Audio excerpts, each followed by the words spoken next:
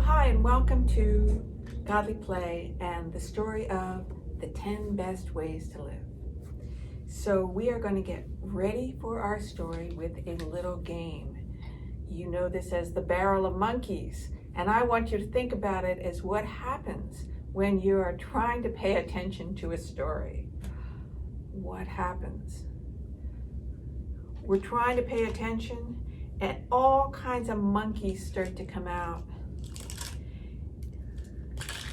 And they distract us. And we start to wiggle and we start to squirm and we think about, I wonder what you think about. What is your monkey that normally comes out? Mine is food. I start to think about lunch or the next meal I'm going to have. Or I maybe think about what I'm going to do next. Maybe you think about, I don't know, a video game that you were just playing, or where you're going to go with your friend later, or maybe it's the homework you have to do. I don't know. All kinds of monkeys come out whenever we pay attention. It just seems that way. But when you notice them, there's a fancy word for that. It is called mindful awareness. And once you have the awareness that instead of hearing the story, you're hearing the monkeys, you can drop them. And when you drop them, you'll be able to hear the story again. And I promise you, there is a gift for you in this story, a gift that is only for you, from God to your heart. So we're going to get ready for the story. The people of God had come across the waters into freedom. And Miriam had led the dancing. They were free. They could go anywhere they wanted to go. They could do anything they wanted to do. Where would they go? Which way? God gave the people of God the 10 best ways to live. The people of God made their way across the desert. They followed fire by night and smoke by day. Some of the people began to complain. There was not enough food, and there was not enough water. But God showed Moses how to find food and how to find water, and they continued on.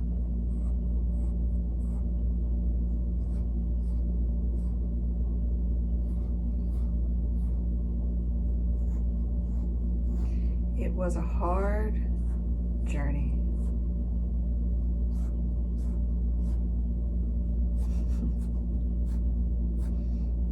But finally, they grew close to the great mountain.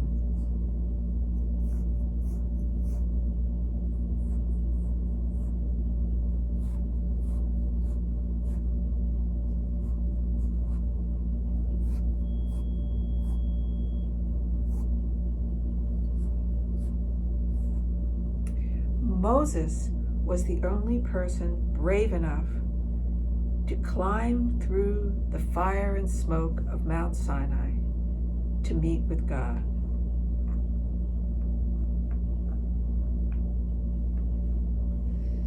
And there on the top of the mountain, God came so close to Moses, and Moses came so close to God, that Moses knew what God wanted him to do.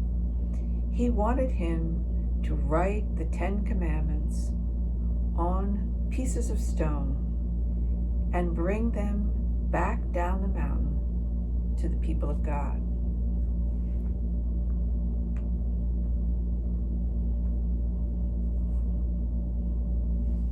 God gave Moses the 10 best ways to live.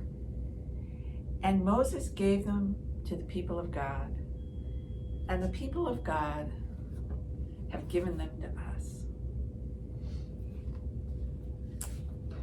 Let us open them.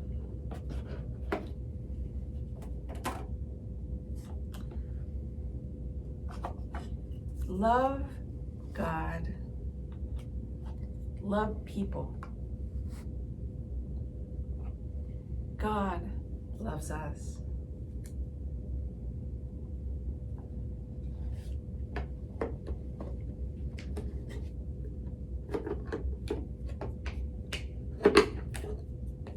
Here they are. Don't serve other gods. Make no idols to worship.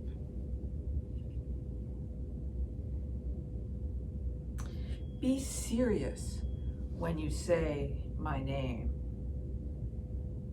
And keep the Sabbath day holy. And for loving people, honor your father and your mother. Don't kill. Don't break your marriage. Don't steal. Don't lie. Don't want what other people have.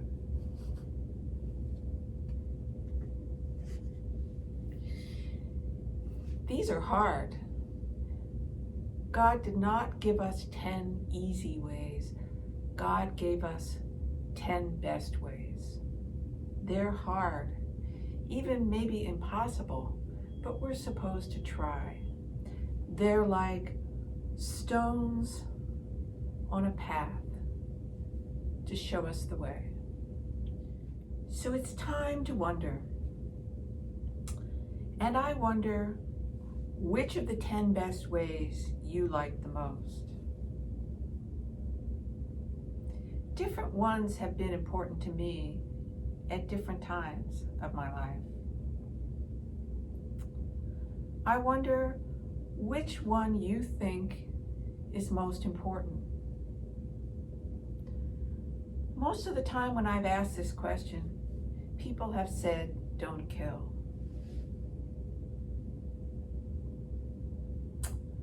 I wonder if you think there's something missing from the 10 best ways. Something that you would like to add as another best way that can be like a stepping stone or guide for us. One time when I asked that, this is what some of the children said. One of them said to share, and one of them says, help people who do not have food. And one of them said, be kind to children and never hurt them. Never let them be lonely. And another said, to keep peace. Don't be mean. This one says, don't judge people by the way they look, judge them by what's in their heart. So I wonder if you have any 10 best ways to live. One of the times when Jesus was talking to his disciples, the night before he died, he said, I'm going to give you a new commandment. And this is it, to love one another the way I have loved you.